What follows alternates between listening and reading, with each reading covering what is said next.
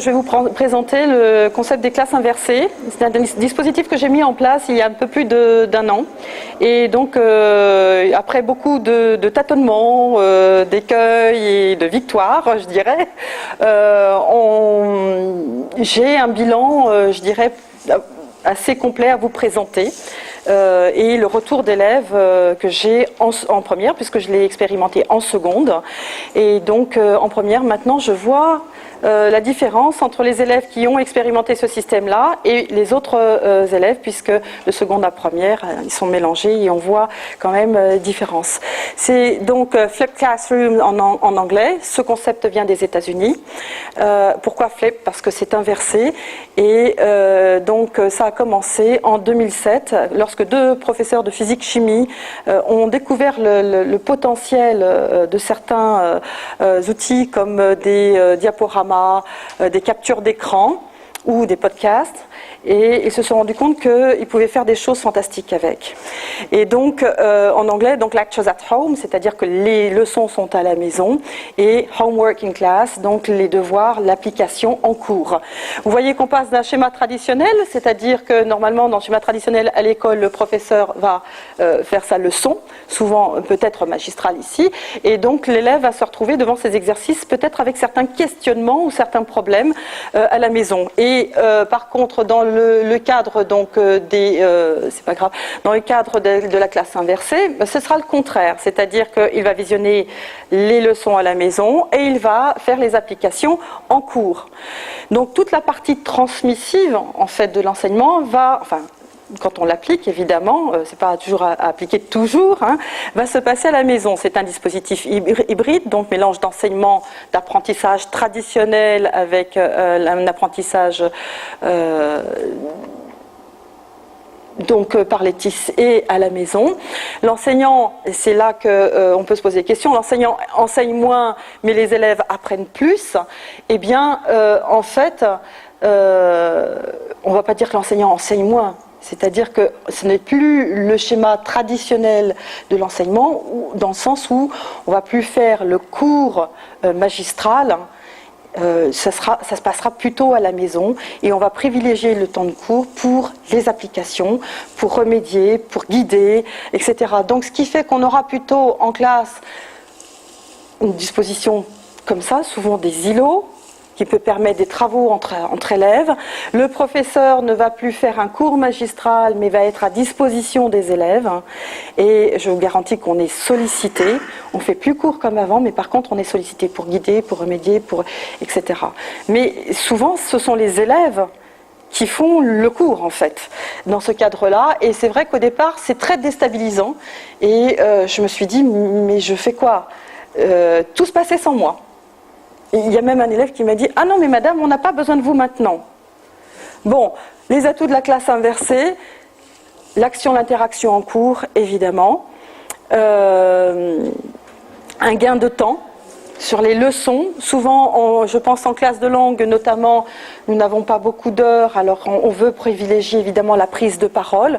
La mise en place d'activités, des activités assez chronophages, une mise en place chronophage, par exemple, je pense à certaines activités ludiques. Vous savez qu'il y a quelque chose d'autre qui se développe et qui est très en vogue en ce moment, c'est ce qu'on appelle la gamification, c'est-à-dire enseigner par des activités ludiques. Et mais il y a une réelle activité et apprentissage à travers ces activités, mais il y a des règles. Et quand c'est en classe de langue, les règles en langue étrangère, ça peut prendre beaucoup de temps. Le temps que l'élève se familiarise avec tout ça, il vaut mieux qu'il acquiert tout ça à la maison et qu'il l'applique directement en cours. Donc c'est très utile aussi pour répondre à des besoins spécifiques individuels. Vous savez que tous les élèves n'ont pas les mêmes besoins. Ça ne correspond pas forcément à quelqu'un qui a besoin qu'on lui explique telle ou telle chose, tel ou tel point. Ça ne va pas correspondre forcément aux besoins de toute la classe. Alors que par le principe des classes inversées, qu'est-ce qu'on va faire? On va lui mettre à disposition cette explication, cette ressource qu'il va pouvoir regarder tranquillement à la maison. Et comme ça, on ne prendra pas sur le temps de cours. Évidemment, en cours, il peut nous poser des questions. On est là pour répondre aux questions. Pallier les absences aussi. Par exemple, en ce moment, j'ai un élève qui est absent jusqu'aux vacances de la Toussaint. c'est pratique de lui envoyer les cours. Quand un professeur est en stage ou quand il va à l'étranger, en voyage scolaire, j'ai pu mettre à disposition certains cours, certaines ressources. Mobiliser l'attention, oui, ça évite que certains élèves s'endorment, autant au sens figuré comme parfois malheureusement au sens propre peut-être. Ça permet d'inclure aussi les kinesthésiques, qui sont des gens qui sont souvent en souffrance dans le cadre d'un enseignement traditionnel. On a pensé au départ aux auditifs, après on s'est dit mais il y a les visuels aussi, il faut faire quelque chose pour eux. Et pendant très longtemps, et encore maintenant, les kinesthésiques qui ont besoin de bouger, et on dit aussi que l'apprentissage passe par le corps, il y a quelqu'un qui avait dit ça lors d'une conférence, et ça m'avait marqué, c'est vrai que l'apprentissage passe aussi par le corps, et les kinesthésiques étaient souvent en souffrance dans le cadre d'un enseignement traditionnel. Là, ça répond vraiment aux 3 types de profil, rendre la transmission de l'enseignement plus accessible à tous, évidemment, avec certaines précautions qu'on verra tout à l'heure, évidemment. C'est-à-dire que les élèves n'avancent pas tous au même rythme, n'apprennent pas tous au même rythme, et le fait de mettre tous ces documents à disposition chez eux, c'est très important pour eux parce qu'ils peuvent quoi ? Et faire quoi ? Ils peuvent rembobiner, ils peuvent revoir autant de fois qu'ils veulent, juste avant le cours, l'application, avant une évaluation, etc., dans l'année, même plus tard, même s'ils changent de professeur, et on crée une banque de données qui est accessible aux élèves. Et donc, ça c'est très très pratique pour les gens qui sont introvertis, qui m'ont jamais osé dire « Monsieur, Madame, mais moi je n'ai pas compris ». Donc ça c'est important. Redonner confiance aux élèves, à l'élève, c'est important aussi, surtout lorsqu'on crée ces vidéos. Pourquoi ? Parce que il y a la voix du professeur. C'est pas la voix d'un kidam, c'est le professeur qui est là et qui explique quelque chose. Et c'est très important pour certains élèves.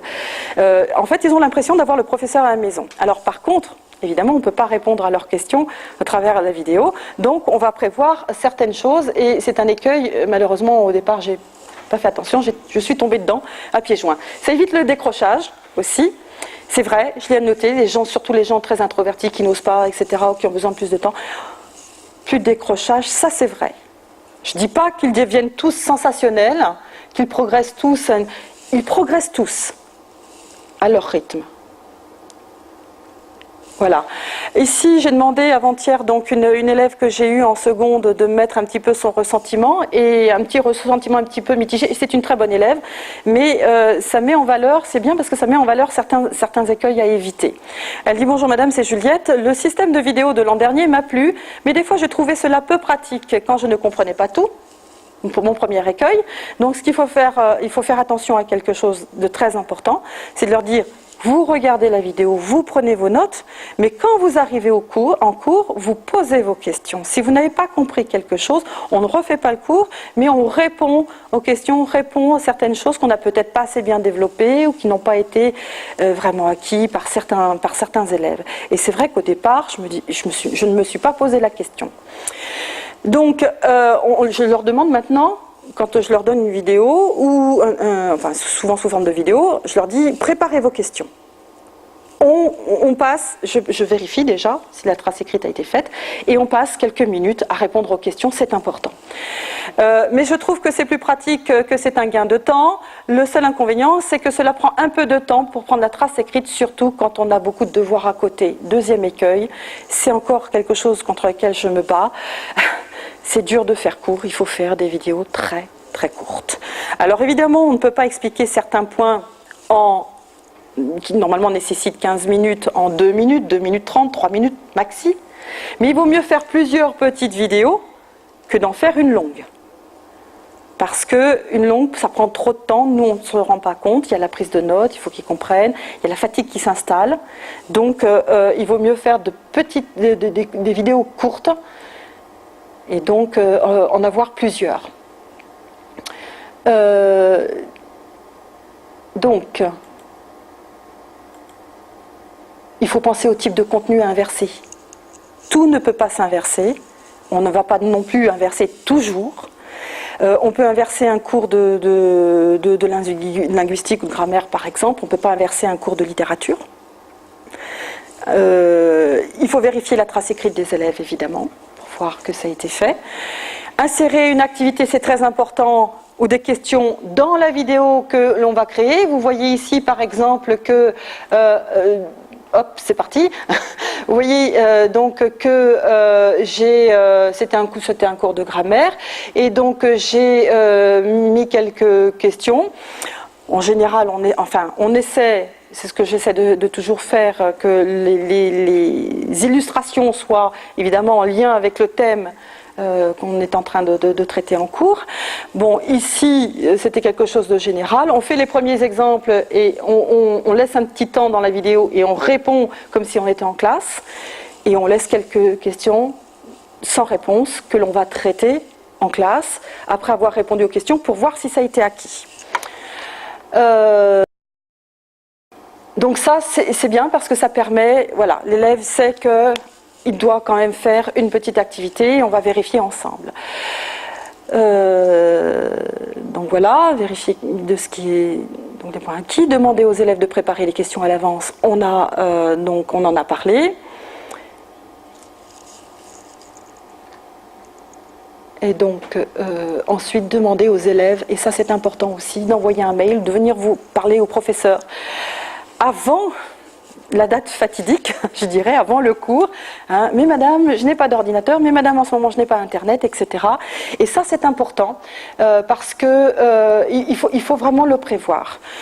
Pas internet à la maison, c'est pas grave, on va prévoir un DVD, un CD, je vais vous le donner, vous allez regarder ça tranquillement à la maison, ou je le mets, il y a un ordinateur qui est prévu à cet effet au CDI, où je dépose toutes les ressources. Je vous donne, par exemple, un temps assez long, hein, il faut penser aussi aux internes, aux gens qui n'ont peut-être pas internet, ce matériel, qui puissent aller au CDI, qui puissent avoir accès à ces ressources. Allez au CDI dans la semaine et allez voir la vidéo, je l'ai installée sur l'ordinateur en rentrant à gauche, etc. Donc le constat, amélioration des compétences et des résultats, ça c'est sûr. Mais je vous ai dit, tout le monde n'aura pas 20. Chacun avance à son propre rythme, mais il y a des progrès. Et je crois que ce qui fait encore plus plaisir, c'est le progrès chez les élèves qui ont vraiment, en général, qui restent en souffrance. Changement des rôles, c'est assez déstabilisant donc au départ. Donc professeur-élève seul ou élève avec un S, mais souvent pas toute la classe, juste des petits groupes d'élèves, et donc surtout d'élève à élève. Vous allez voir là donc une vidéo que j'ai prise hier en classe. Donc ils avaient une activité à faire, à préparer. Il y avait chaque groupe de 2 ou 3 élèves sont passés en échangeant leurs idées par rapport à une question posée. Moi je faisais le scribe, la prise de notes au tableau, et après je leur ai dit bon, pas le temps, ça sonnait. Photo du tableau, je mets la photo sur la plateforme. Vous allez agrandir la photo, vous sélectionnez les idées dans tout ce qui a été dit qui vous intéressent, qui vous paraissent pertinentes pour répondre à la question. N'utilisez pas tout. Vous mettez votre opinion personnelle également, vous organisez tout ça et quand vous allez venir en classe, vous allez vous entraîner en binôme, chacun. On a établi un barème, enfin ils ont établi les points à figurer dans la grille d'évaluation. Je leur ai dit qu'est-ce qui vous semble intéressant dans tel type d'exercice? Qu'est-ce qui fait que vous accrochez? Qu'est-ce qui fait que ça vous paraît efficace? Et donc ils ont fait la grille d'évaluation, ils ont même fait le barème qui correspondait étrangement aux grilles d'évaluation qu'on a. Et une fois en cours, voilà, ils étaient en binôme, alors sauf que vous voyez un garçon devant qui n'avait pas fait son travail. Donc j'ai réaffiché la photo au tableau, au vidéoprojecteur, et je lui dis bah, maintenant vous allez faire votre travail, et ensuite, si on a le temps, on va essayer de passer avec quelqu'un, et puis voilà. Et à la suite de cela, une fois qu'ils se sont entraînés, vous allez entendre dans la vidéo très courte à la fin, vous allez entendre déjà au départ plutôt de l'anglais, on n'entend pas vraiment de français. Donc ça veut dire que je passe quand même pour leur dire in English please, mais sinon on n'a pas trop de problèmes de ce côté-là, ça travaille. Et à la fin vous allez entendre du français parce que qu'est-ce qu'ils font? Et chacun s'évalue en disant ça c'est bien, mais ça c'est pas bien, il faudrait que tu fasses comme ça et comme ça. Et donc j'ai pris la classe de loin pour pas les embêter. Après je suis passée avec mon téléphone portable pour prendre un petit peu de ce qu'on pouvait entendre.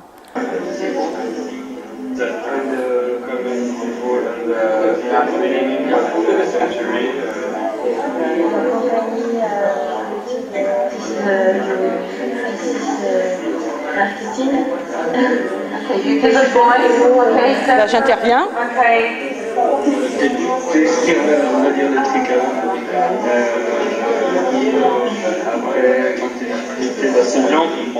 Après l'intelligibilité, là, c'est bien, on comprend bien. Voilà. Voilà. Donc ensuite, donc une meilleure visibilité du professeur en cours.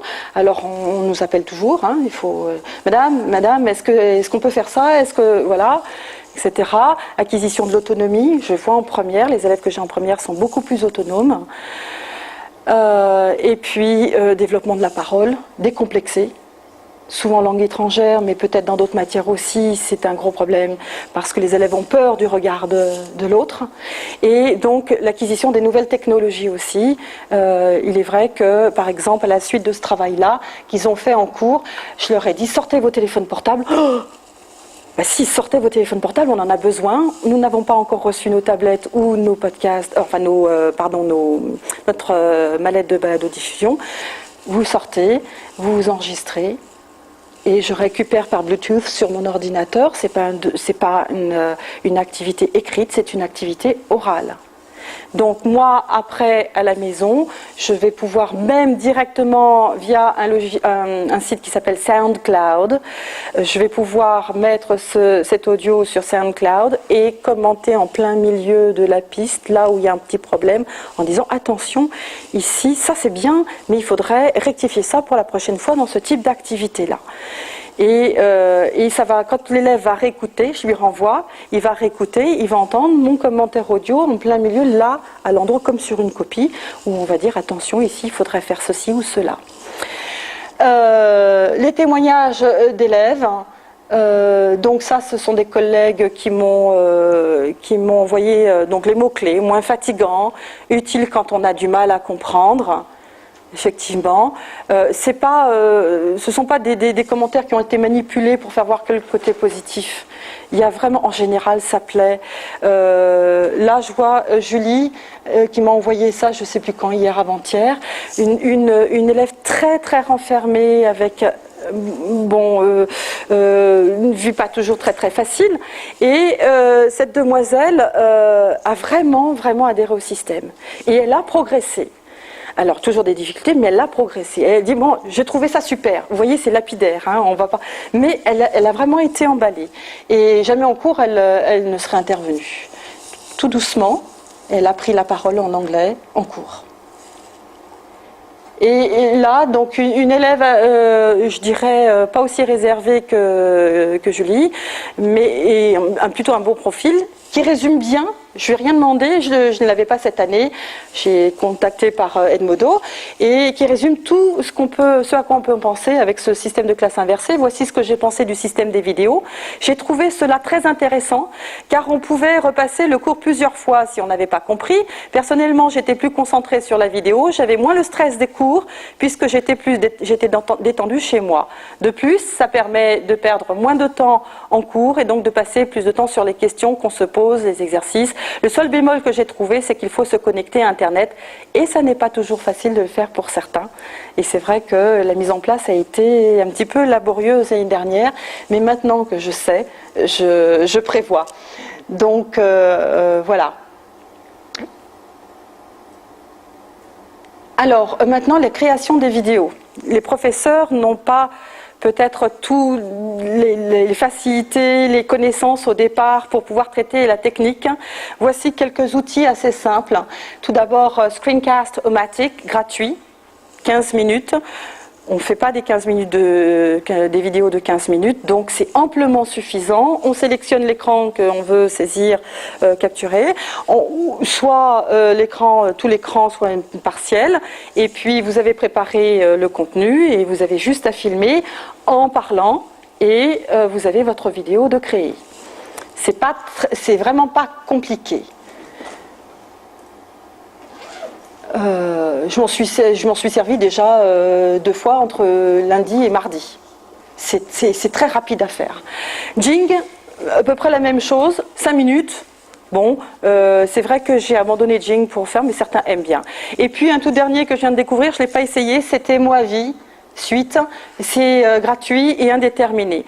Il faut penser aussi au logiciel du TBI, ça va vite, au logiciel du TBI qui peut permettre de prendre ce qui se passe sur le tableau et qui enregistre en même temps la voix du professeur. Donc un élève est absent, on ne va pas enregistrer tout le cours, mais un point précis, on va dire hop, on va aller enregistrer. Alors ça dépend, c'est à peu près le même fonctionnement, quel que soit le TBI, avec quelques petits changements, mais sinon on trouve assez facilement, on enregistre, et puis ça on peut le mettre à disposition des élèves quand l'élève absent peut revoir, les autres à la demande aussi, s'ils souhaitent revoir certaines choses. Ça ne demande pas de manipulation, de temps supplémentaire à la maison pour le professeur. Et c'est vrai qu'on n'y pense pas toujours. Alors, vous allez me dire, oui, mais on n'a pas tous un TBI. Mais il y a possibilité d'avoir un logiciel TBI gratuit à la maison où on peut aussi créer ses vidéos par ce biais-là. Donc là, je montrais comment faire le système, et on va passer. Donc vous voyez que... Modifier. Oups, on va passer. Je vous... Bien, pas beaucoup de temps. Donc l'initiation à Padlet. Alors, j'ai passé la diapositive. C'est en fait, ici, c'est les diaporamas. À partir de PowerPoint, ou OpenOffice Impress, je crois, on peut faire une vidéo. On a fait son diaporama, vous savez qu'on peut l'exporter en PDF, mais on peut aussi l'exporter en vidéo. Ce que j'ai fait là, en fait, c'est à partir d'un diaporama. C'était trop lourd parce que j'avais inséré des vidéos dans mon diaporama et ça buguait. Et je me suis dit, mon Dieu, mais comment je vais faire? Et après, je me suis dit, mais oui, je vais l'exporter en vidéo. C'est pour ça qu'il y a des petits décalages là, parce que j'ai minuté, j'ai essayé d'imaginer ce que j'allais dire, j'ai minuté. Ça, c'est possible. On peut s'enregistrer. Moi, je l'ai fait muet parce que je vous parle directement. On peut s'enregistrer et la vidéo est faite. Donc, on va dans Files, dossier, et il y a enregistrer et envoyer. C'est enregistrer et envoyer et créer une vidéo. Tout est détaillé ici, mais je suis obligée d'aller plus vite. Donc, je pense que ce sera à disposition si vous souhaitez revoir le tout. Donc je vais continuer. Donc, je vais aller un petit peu vite. Donc là j'explique qu'il y a des collègues, le fonctionnement de Padlet. Vous voyez toutes les diapositives avec, c'est tout petit, mais le temps pour chaque diapositive que j'ai estimé être nécessaire. Et j'ai parlé en même temps en m'enregistrant évidemment. Un outil assez sympa. C'est 45 secondes. Powtoon, des icônes limitées mais suffisantes, à savoir qu'en ce moment il donne 5 millions de licences gratuites aux enseignants.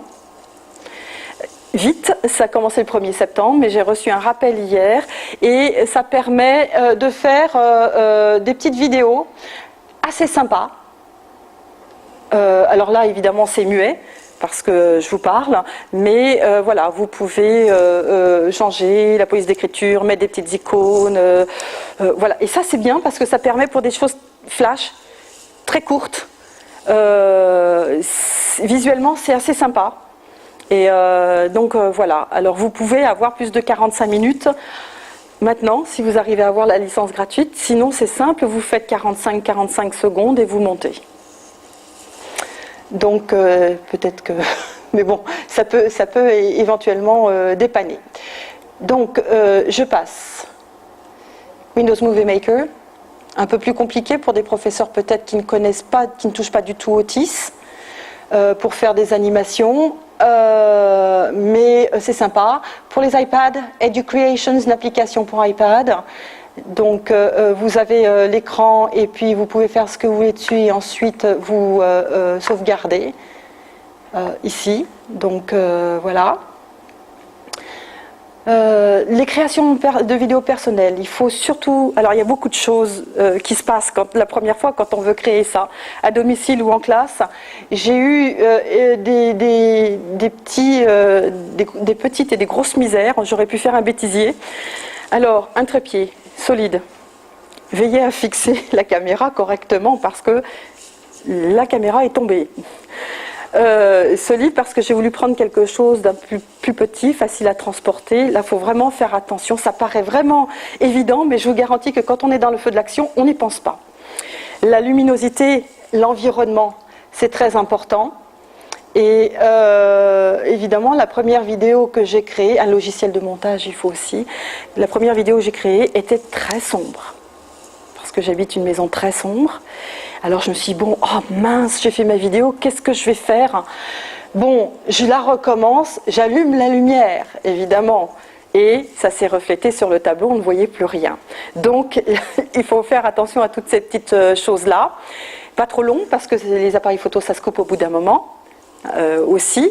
Donc, il vaut mieux, voilà. J'ai pris ensuite j'habite donc à la campagne et on n'a pas tout le matériel nécessaire. J'ai pris un adhésif blanc pour mettre sur mes planches. Puis en fait, je me suis dit, bon, c'est bon, ça marche. Et quand j'ai voulu effacer, j'ai passé 10 minutes à effacer. Et après, c'était terrible. Donc, vous voyez la luminosité, ce que ça donnait pour la luminosité, c'était pas terrible. On peut le faire directement en classe. Ici, on peut installer le matériel, après on coupe, évidemment. Alors, pour les logiciels de montage, je ne sais pas où j'en suis, mais je pense que ça avance très très vite. Combien de temps il me reste ? 5 minutes, alors je vais très vite. Le cadrage aussi, oui, effectivement, ça tombe, ça glisse, donc voilà, toutes les petites misères. Montage des vidéos, je vais aller très rapidement. 3 montages de vidéos, Windows Movie Maker, évidemment. Avidemux, évidemment, mais qui demande certaines connaissances. Par contre, mon chouchou, je dirais quand je vais aller très vite, et pour les professeurs qui ne connaissent pas grand-chose, c'est FreeMake Video Converter. Il est gratuit, il marche pour donc Apple et puis pour Windows et Microsoft. Et donc, voilà son interface. Ça me fait penser un petit peu à Audacity dans sa simplicité. Vous avez vidéo, audio, DVD, etc. Vous importez ce que vous voulez, que vous avez sur l'ordinateur, et vous allez pouvoir faire vos montages. Après, vous avez à droite joindre des fichiers.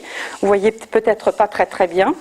Ici, vous avez, une fois que vous avez importé tous vos fichiers, vous cliquez ici joindre des fichiers. Vous pouvez faire une transition fondue ou pas. Attention, transition fondue, ça a tendance à manger l'audio de la vidéo d'avant et pendant 1 ou 2 secondes et de la vidéo d'après. Et il faut faire attention aussi, les images. Si vous voulez une avant une vidéo et une autre après une vidéo, ça ne va pas parce qu'elles se mettent ensemble. Donc il faut faire des montages entre, voilà, plusieurs petits montages si on veut séparer. Et puis après, le truc à savoir et à dire, parce que j'ai mis un moment à comprendre quand même, j'étais interloquée, je cherchais exporter. Il n'y a pas exporter. Il faut passer par convertir en haut. Ça, c'est le truc à savoir. Mais on ajoute, mais sur le départ j'étais tellement focalisée sur exporter que je ne trouvais pas. Et en fait ça suffit d'exporter, de convertir. Et vous aviez, je ne sais pas si vous avez vu tout à l'heure, vous aviez plusieurs formats de proposer. Et en bas, je ne sais pas si je vais pouvoir y revenir très très très rapidement. En bas, vous voyez que vous avez AVI, WM, Apple, DVD, etc., etc.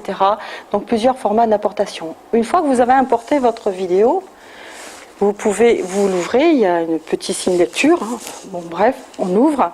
Et puis, si on veut faire des coupes, il y a la parenthèse du début. On cale où on veut couper, début, on cale où on veut finir, et puis la partie va se bleuter. Là, j'ai ouvert ma vidéo. On va voir que la partie, j'ai mis mon curseur là au départ, en cliquant ici, c'est le début. Ensuite, je vais mettre donc la fin avec mon petit curseur là. C'est ça que je veux couper. Je vais cliquer sur la paire de ciseaux, c'est coupé. C'est vraiment très simple. Ça ne demande pas de connaissances dans les nouvelles technologies. Donc ça, c'est mon chouchou. Comme il me reste très peu de temps, comment diffuser. Donc, je vais passer comment diffuser. Donc, vous voyez le montage. Ici, je fais une transition en fondu. J'ai plusieurs... et puis, je vais convertir. Diffusion de documents. Alors, il est vrai qu'on peut diffuser, on peut diffuser via YouTube. J'en ai pas parlé dans l'autre groupe. On peut se créer un compte, mais surtout, enfin, moi je le fais en vidéo non répertoriée. Je n'ai pas envie que tout le monde voit ce que je mets à disposition des élèves. Et donc, on leur donne le lien. On peut l'insérer dans une interface comme Edmodo, dans un ENT, etc. Ils cliquent dessus, ils voient la vidéo. Ça, c'est parfait. On peut mettre directement, je pense, dans un ENT. Je ne sais pas au niveau des vidéos si ça passe bien. Donc voilà, non répertorié, là c'est toutes mes vidéos que j'ai mises. Ça, c'est très sympa aussi. C'est Padlet. Padlet est un mur virtuel. Et on peut personnaliser son adresse, on peut donner la main aux élèves, on double-clique dessus, ça crée des petites vignettes. Moi je dis à mes collègues qui viennent en formation, mettez des numéros parce que quand vous allez déposer tous vos documents sur le mur, l'élève ne saura pas où aller, donc dites-leur allez au numéro tant et au numéro tant. On n'y pense pas toujours au départ. Et par exemple, ils peuvent intervenir dans le cadre d'un projet e-twinning, ça a été très pratique entre pays. Les élèves se sont présentés de différents pays. Certains m'ont dit, mais moi, je veux me présenter en vidéo. Bon, bah allez, on modère, on regarde avant d'accepter ce qui paraît sur le mur, évidemment. Donc tout ça, on choisit dans les paramètres. C'est un mur virtuel qui se déroule à l'infini de gauche à droite et de bas en haut. Et là, vous gardez toutes vos ressources, vous choisissez l'arrière-plan, etc. C'est très pratique. La troisième interface que je conseille, moi, c'est Edmodo, qui est vraiment sensationnel, qui est vraiment fait uniquement pour les professeurs. On demande la classe, etc. Donc, et on crée ces groupes classes. Et je ne sais pas donc si vous allez bien voir, mais ça ressemble à Facebook, mais c'est pas Facebook, ça me fait penser à la pub de Canada Dry. Ça plaît aux élèves évidemment parce que ça ressemble à Facebook, mais c'est une plateforme pédagogique. Et donc vous voyez que par exemple je crée toutes mes classes ici. Ici il s'agit donc des audios que les élèves m'ont envoyés en privé hier quand j'ai fini mon dernier cours. Je leur ai dit vous m'envoyez vos audios que vous avez enregistrés parce que j'ai pas eu le temps de tout prendre en Bluetooth. Et donc vous voyez ici c'est le cas. Donc vous pouvez mettre des messages à l'intention des élèves. Là apparemment il l'a envoyé en public. Donc vous voyez les photos du tableau, par exemple, vous pouvez mettre des liens, des vidéos que vous avez faites, etc. etc. C'est modéré, vous pouvez distribuer des badges aux élèves, même en lycée ils adorent ça. Et les élèves peuvent publier sur le mur après que vous ayez approuvé donc évidemment le message. Ils peuvent s'adresser à vous en privé, mais ils ne peuvent pas. Vous pouvez vous adresser à eux en privé, mais ils ne peuvent pas communiquer en privé entre eux. Donc ça, c'est très, très, très utile. Il y avait un tas d'autres outils dont je voulais vous parler, mais c'est le manque de temps. Donc je pense...